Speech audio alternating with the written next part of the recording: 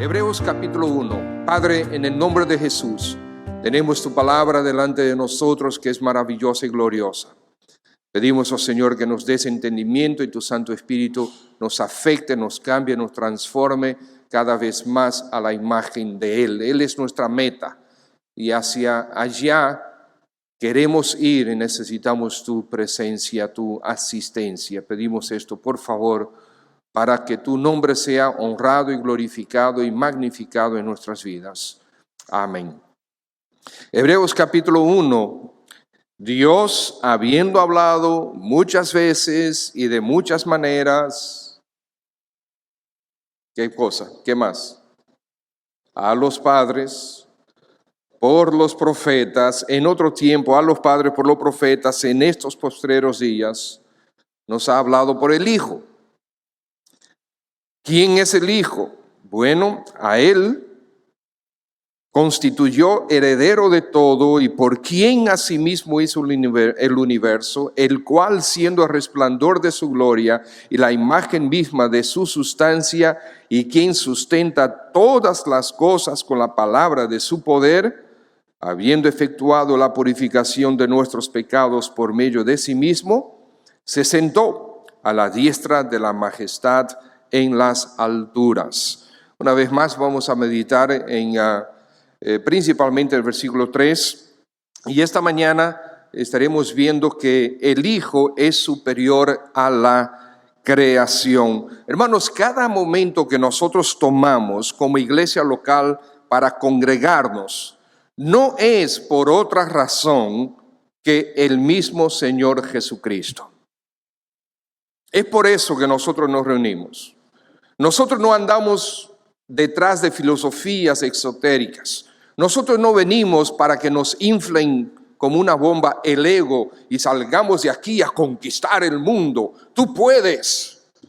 No. Nosotros venimos a adorar a nuestro Señor Jesucristo y a escuchar de su palabra cómo nosotros podemos ser más como Él es. Venimos a juntarnos como pueblo de Dios para contemplarlo a Él. Y eso es la idea que el escritor de Hebreos está tratando de llevar a sus lectores.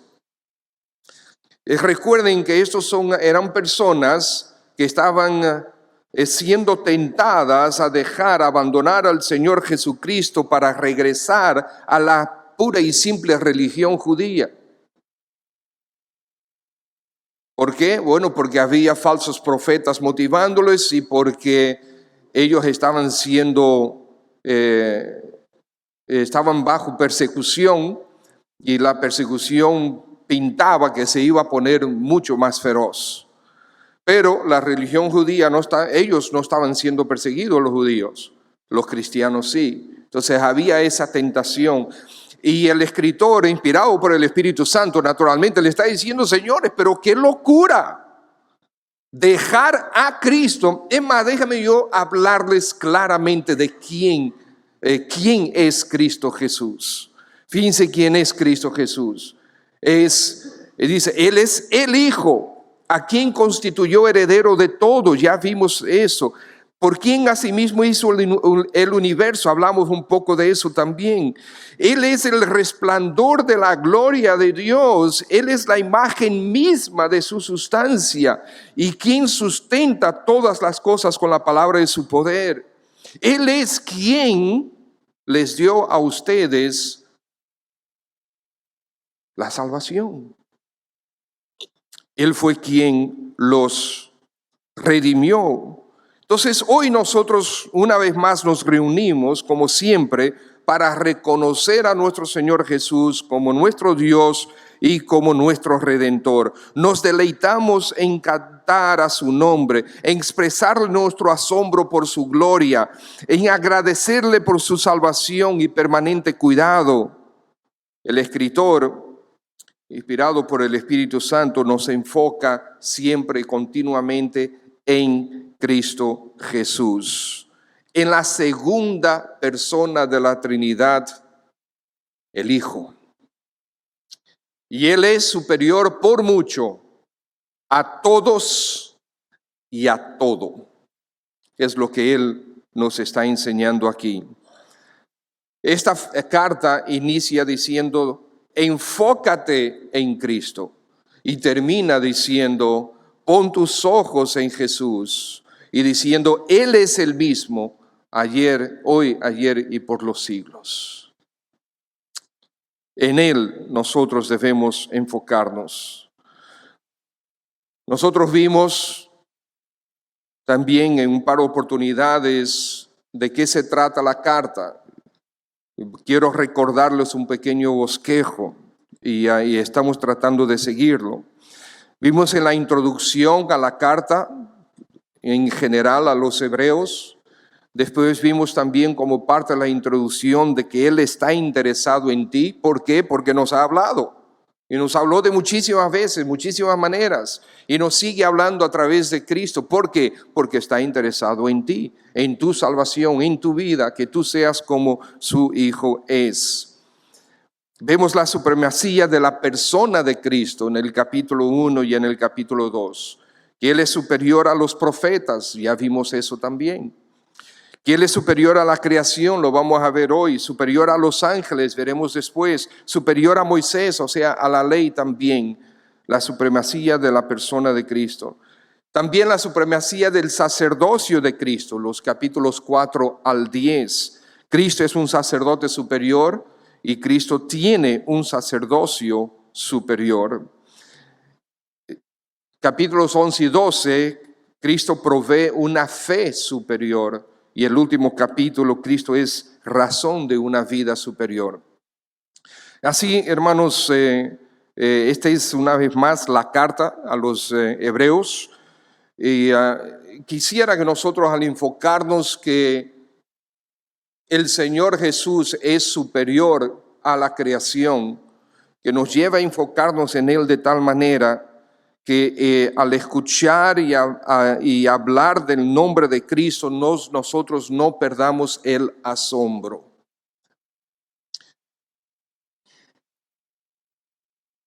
Es casi imposible en nuestras vidas que pase un día sin nosotros hablar de Cristo.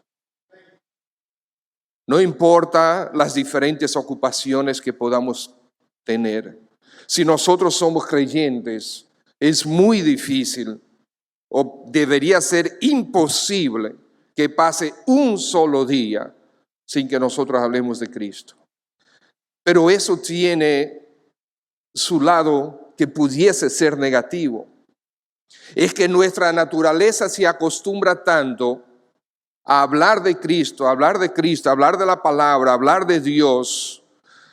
Y nos hemos acostumbrado ya domingo en la mañana, temprano, a tal hora, nosotros nos levantamos, nos cambiamos, andamos correteando a los muchachos para que aquí estemos a las 10 de la mañana, a las 9 para la escuela dominical, a las 10 para el culto. Es una rutina. Y la rutina puede afectarnos de tal manera que nosotros digamos, otra vez. Y la alegría, el gozo que el nombre de Cristo debería producir en nosotros. El gozo de nosotros sentarnos ahí con el resto del pueblo de Dios, de la familia, y cantarle a Él, ese pudiera esfumarse.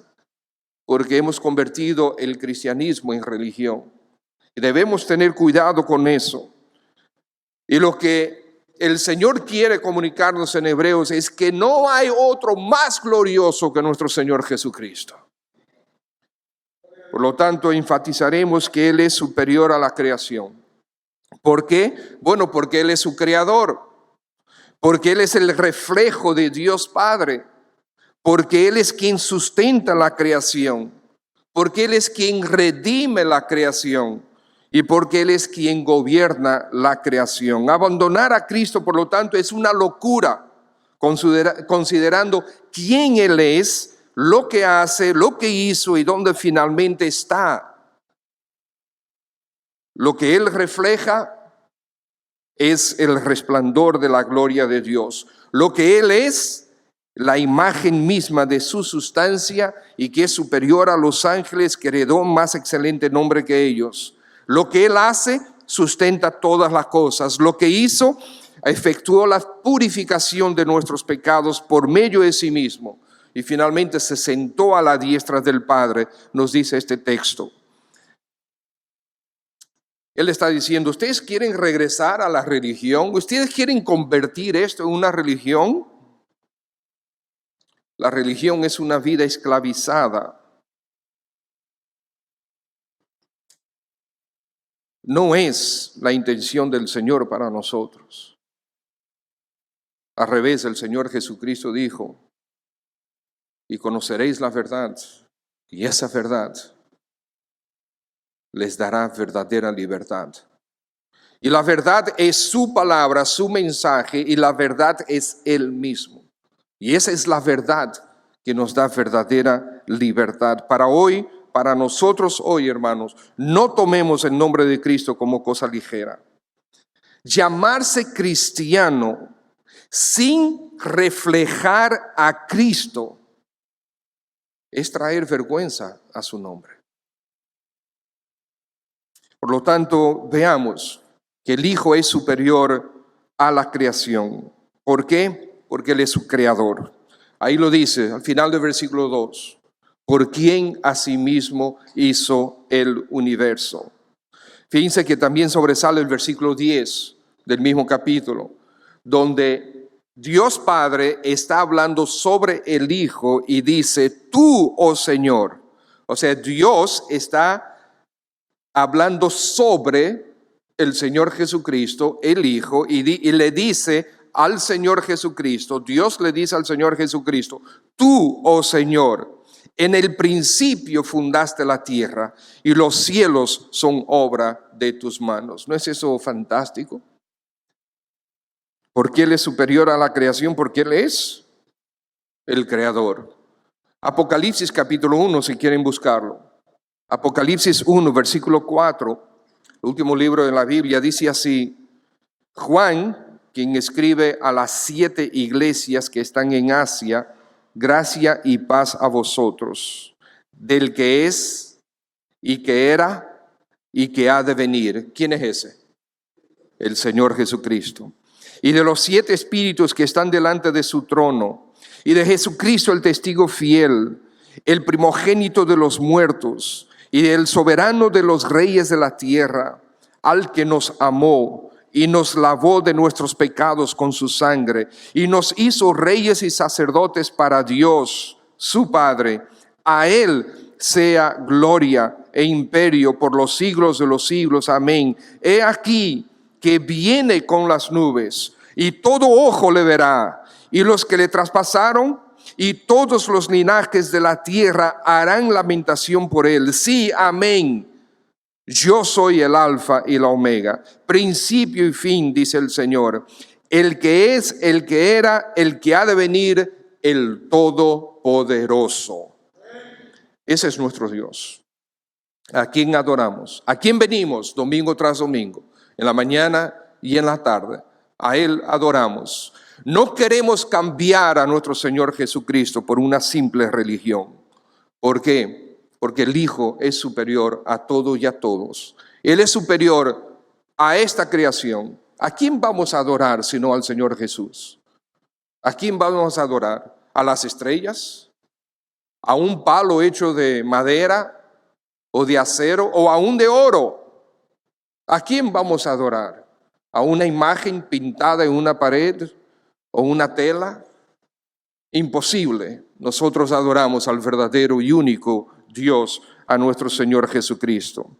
El Hijo es superior a la creación porque es el reflejo de Dios Padre. Vemos al Hijo reflejando la gloria del Padre.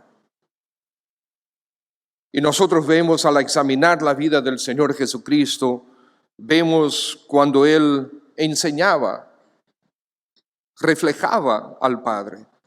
Cuando Él enseñaba, lo hacía con autoridad. Cuando obraba, lo hacía con misericordia. Cuando hacía milagros, lo hacía con todo el poder. La gloria de Jehová en el Antiguo Testamento espantaba a unos, aunque a otros atraía. Si nosotros leemos en Éxodo y en Deuteronomio, cuando Jehová se manifestó en el Sinaí, mucho del pueblo se horrorizó y se espantó.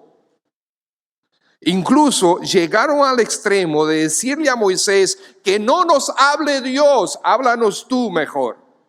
Habla tú con Dios, entonces tú nos dices lo que Dios quiere. Qué pena que llegaron a eso. Pero así sucedió con el Señor Jesús también. La manifestación de su glorioso evangelio, de sus gloriosos milagros, de su carácter divino, atrajo a muchos, pero se ganó el odio de muchos también. En la transfiguración, los discípulos vieron claramente la gloria de Cristo y la manifestación del Padre: este es mi Hijo amado. El pueblo judío interpretaba la gloria de Dios por las maravillas que Jehová hacía y al contemplar también la naturaleza. Por eso el salmista dice: el cielo está lleno de tu gloria. Pero el Señor Jesús, al crear miles de uvas en un instante, transformando el agua en vino, eso fue un acto de creación. ¿Cuántos de ustedes pueden crear de la nada una sola uva? ¿No? ¿Ni chiquita? ¿Una uvita chiquitita? ¿No? ¿No pueden crear una de la nada? Pues crear vino es crear. Él es el creador. Nosotros vimos eso cuando estudiamos Juan. Crear miles de uvas de manera instantánea y de la nada. Sanar instantáneamente a los leprosos. Dar vista a los ciegos de nacimiento. Sanar la mano seca de un hombre públicamente y con solo la palabra de mando, sin tocarlo. Varias veces controlar la naturaleza instantáneamente y puntualmente. Públicamente levantar a los muertos como la hija de Jairo, el hijo de la viuda y a Lázaro. Sanar enfermos a distancia como el siervo del centurión y el hijo del jefe del ejército. Y centenares de milagros más. Él es el resplandor de la gloria del Padre. Y hermanos, ¿cómo eso nos puede y nos debe afectar a nosotros en el día a día? Si el Señor Jesucristo dice aquí, Él es el resplandor de su gloria. Ahora una pregunta: cuando tú te convertiste a Cristo, ¿a quién recibiste en tu vida? ¿No fue a Cristo? ¿No recibimos nosotros al Señor Jesucristo como nuestro Señor y Salvador? ¿No dice la Escritura que Cristo vive en nosotros? Ahora vamos a examinarlo. Si Cristo es el resplandor de la gloria del Padre y Él vive en mí y en ti, ¿cuál debería ser un resultado automático? Que mi vida refleje la gloria del Padre. Porque Él vive en nosotros.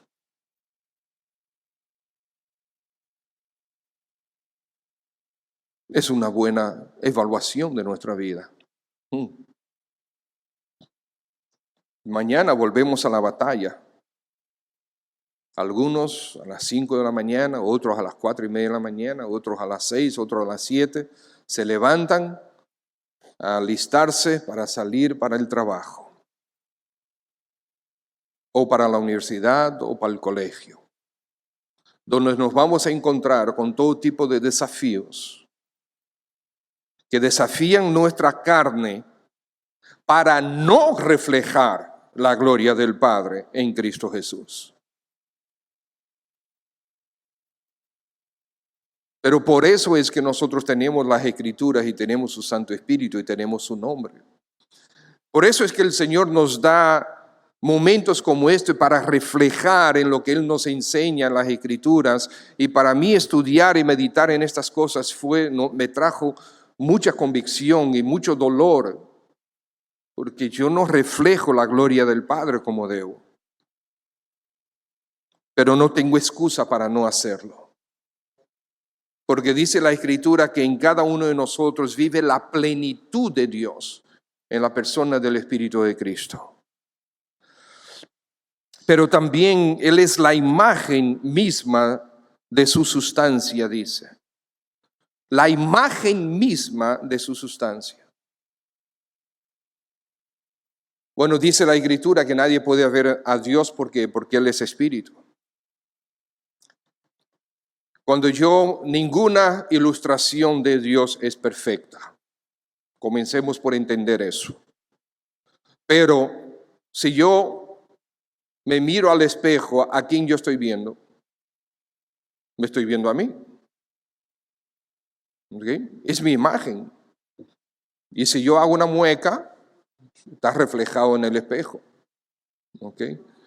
Y si me está cayendo el cabello, el espejo me lo refleja, me lo dice. Es la imagen misma de quien yo soy. Cuando Dios decidió encarnarse, porque dice la Escritura, estaba profetizado en Isaías que Él es Emmanuel, Dios con nosotros. Cuando Dios decidió manifestarse a nosotros, lo hizo en la persona de Cristo.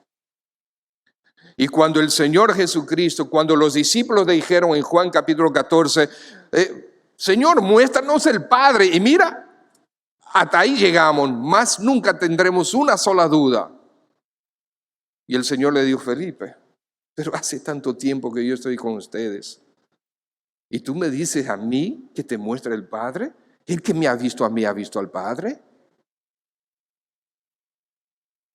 Él es la imagen misma de su sustancia. Esta palabra sustancia es muy interesante. En las Escrituras dice el experto Cristo como hijo refleja la gloria de Dios y lleva la marca de esta realidad en su compendio teológico. Este término, hermanos, representa la esencia de la persona o de la cosa. Vamos a suponer que usted tiene un vaso, tiene agua y el agua tiene algo en el agua. Después que usted mueve, digamos que usted le echó azúcar y usted mueve un poco, pero después que deja de mover, ¿qué sucede cuando el agua se aquieta? Hay parte de eso que se asienta en el fondo. Esta palabra se utiliza a menudo para referirse a esa esencia del fondo. Si nosotros pudiéramos tomar eso y pensar en la persona de Dios, si nosotros pudiéramos penetrar dentro de la persona de Dios, ¿a quién veríamos? Es al Hijo. ¿Sí? Y amados hermanos, lo que vamos a ver en los próximos versículos, en las próximas oportunidades, es que Dios mismo está diciendo eso. Que el Hijo es Dios. Dios testificando que el Hijo es Dios. La imagen misma de su sustancia. Dios proveyó la forma de terminar con la idolatría. La idolatría es el esfuerzo del hombre de elaborar una imagen física para poder adorarla.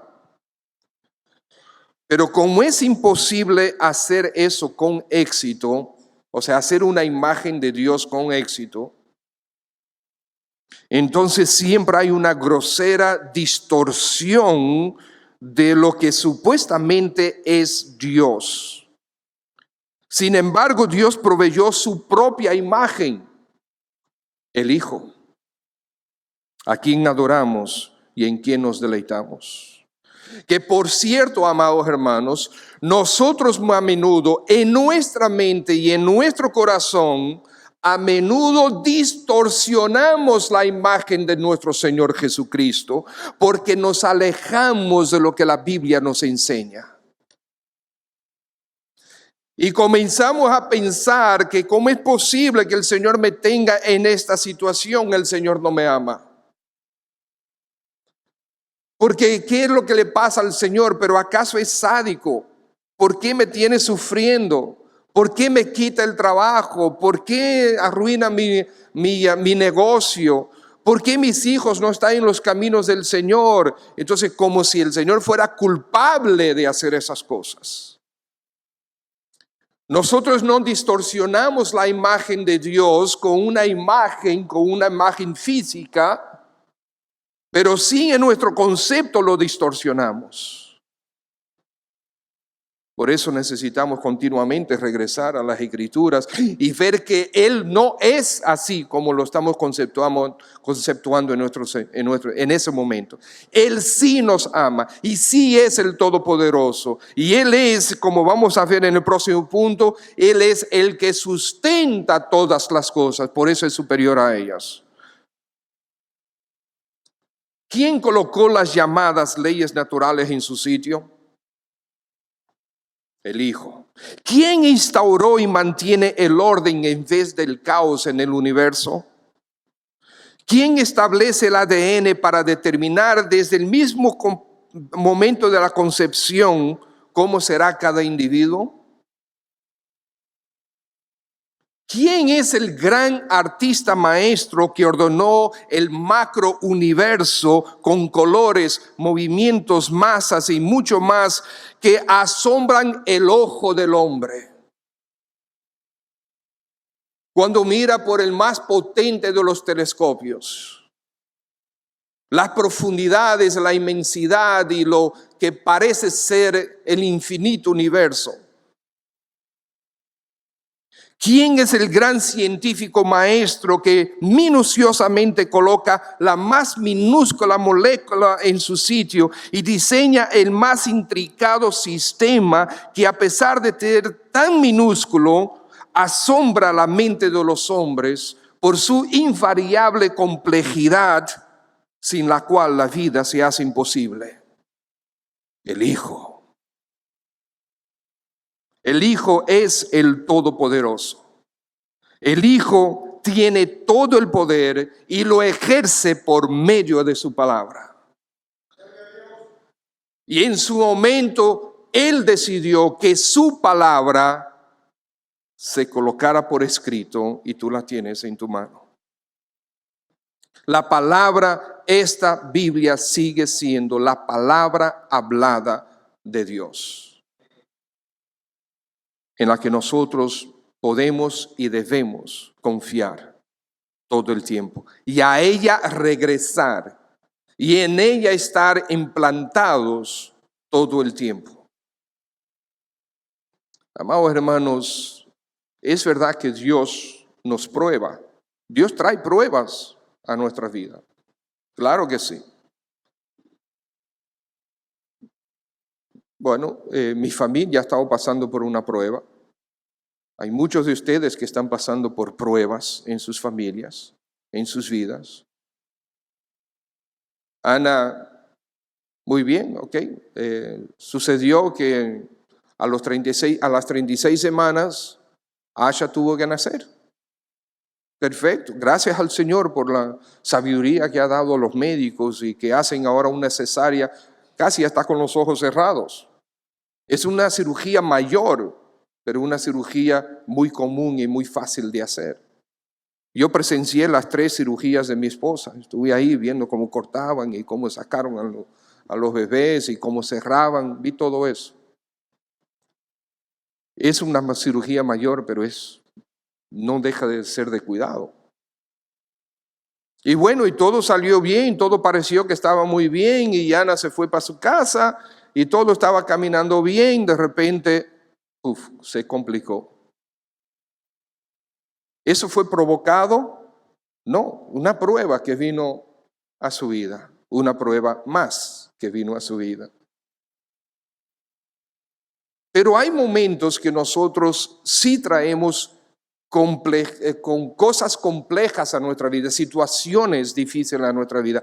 Por nuestra forma de comportarnos, nosotros las traemos a nuestras vidas. Y no podemos echarle la culpa al Señor.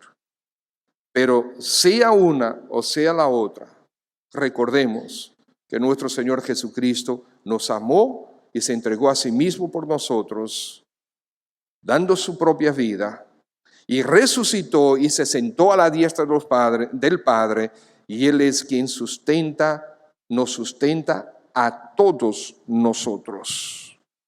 Todos nosotros. Que a pesar de mi pecado, ya ese pecado mío, si me arrepiento de él, está clavado en la cruz. Y aún a pesar de mi pecado, el Señor sigue restaurando. ¿No es eso maravilloso, hermanos? El Hijo también, por último todavía, es superior a la creación, que es quien redime, porque es quien redime la creación.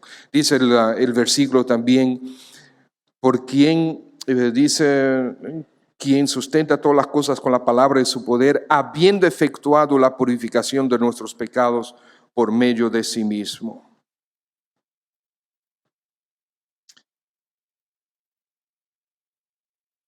Fue el Señor Jesús que fue a la cruz y Él no fue obligado.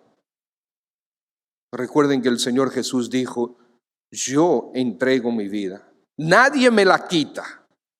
Yo tengo poder para entregarla y poder para volverla a tomar. Y Él resucitó con poder.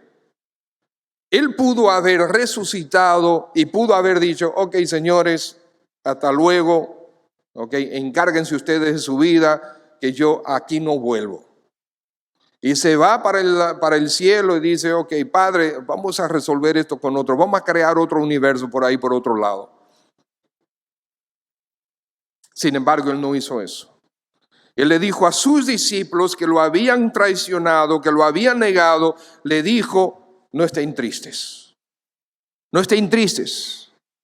Yo me voy, pero yo volveré por ustedes, los que me traicionaron, los que me negaron, porque yo os amo con amor incondicional. No es por lo que ustedes son, no es por lo que ustedes hacen, no es por lo que ustedes no son y no es por lo que ustedes no hacen. Yo los amo porque sí, y regresaré por ustedes. Va a ser la consumación de la salvación. Tú eres salvo por la única razón que la Biblia lo dice que tú eres salvo. Pero yo no sé tú, pero en el día a día, viviendo esta vida aquí en esta tierra, yo no me siento salvo todo el tiempo. Yo sé que soy salvo porque la Biblia me dice que yo soy salvo. Pero la consumación de mi salvación y de tu salvación será cuando tú y yo veamos cara a cara a nuestro glorioso Señor y Salvador Jesucristo, el Hijo. Y no solamente Él vino para redimirnos a nosotros, Él vino para redimir a la creación. Romanos capítulo 8. Si quieren lo pueden buscar.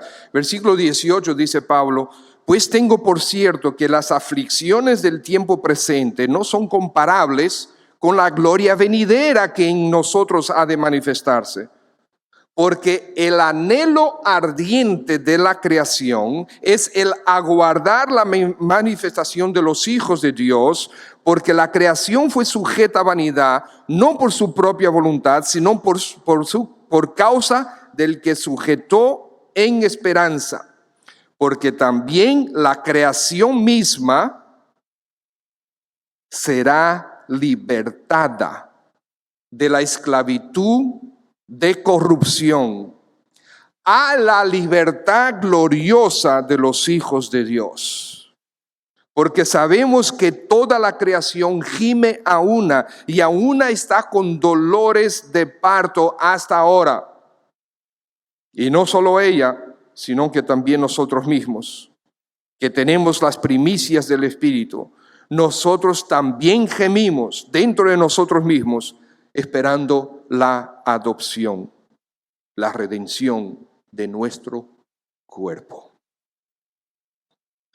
Porque la redención no fue solamente para el alma, la redención fue para toda la creación, y eso incluye tu cuerpo y mi cuerpo. En el cielo no habrá barrigones, gloria a Dios. Por último, el Hijo es superior a la creación porque es quien gobierna la creación. Y esto es maravilloso. Yo cuando leo estos pasajes, se me erizan los pelos y doy un brinco. Dice, habiendo hecho esto, ¿verdad? Habiendo efectuado la purificación de nuestros pecados por medio de sí mismo, se sentó a la diestra de la majestad en las alturas. Qué glorioso. Se sentó. Él gobierna. Él es el Rey de Reyes y el Señor de Señores. Él es quien gobierna la creación. De hecho, en Hebreos capítulo 8, versículo 1 dice, ahora bien, el punto principal de lo que venimos diciendo es que tenemos tal sumo sacerdote, el cual se sentó a la diestra del trono de la majestad en los cielos. Y eso parece ser una contradicción. ¿Por qué? Porque el sacerdote no puede oficiar el sacerdocio sentado.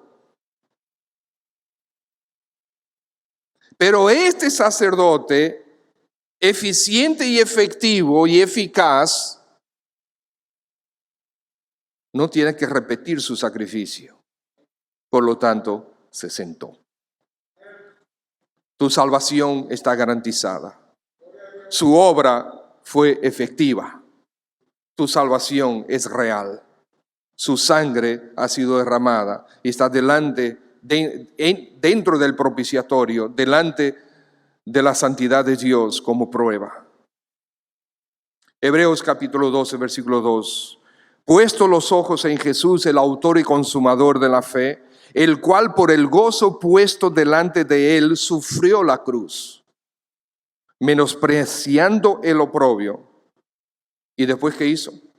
Se sentó a la diestra del trono de Dios. Y versículos como ese hay cantidad en las Escrituras, que no tenemos tiempo para ver los demás. El Señor Jesucristo se sentó. Él gobierna todo, absolutamente todo. Aquí en República Dominicana y donde quiera que estemos. Él es el Rey de Reyes, el Señor de Señores. Él es tu Salvador. Y si tú estás aquí esta mañana y todavía no te has arrepentido de tus pecados y no te has convertido al Señor, qué buena oportunidad el Señor te está dando ahora, para que sí te entregues a Él. Porque Él es el Dios Todopoderoso que vino para redimirte y para garantizarte la salvación de tu alma y vida eterna con Él para siempre. Ahora, debes arrepentirte de tus pecados, porque tus pecados lo clavaron en la cruz. Debes arrepentirte de tus pecados delante de Él. ¿Cómo se hace eso, pastor? Muy fácil. Habla con Él. Porque si yo te ofendo a ti, ¿con quién es que yo tengo que hablar? ¿Con Juan o contigo?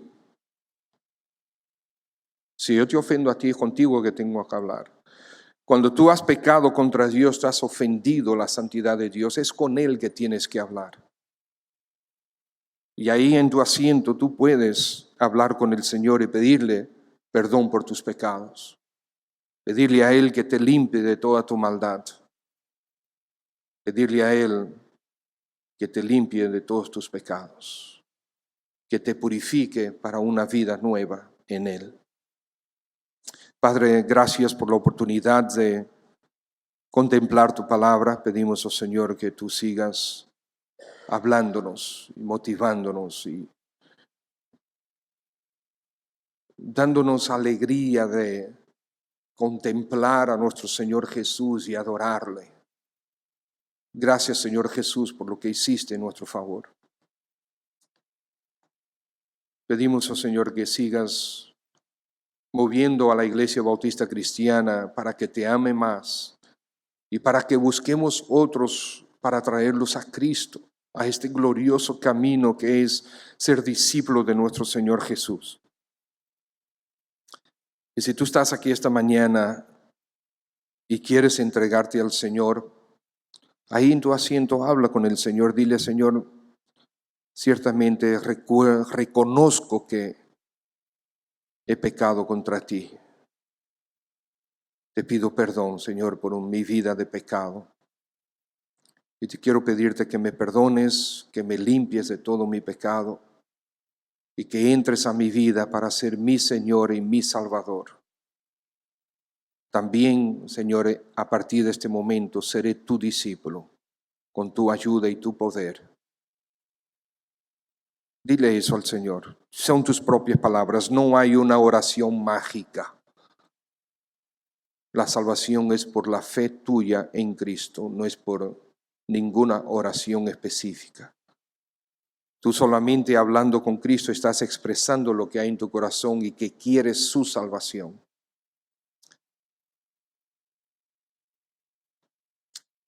¿Sí? Si oraste, le pediste al Señor y yo quisiera orar por ti. ¿Hay alguien que hizo eso? Si tú levantas tu mano, yo quiero orar por ti. Si tú te entregaste ahora al Señor, si le pediste perdón, yo quiero orar por ti. Amén.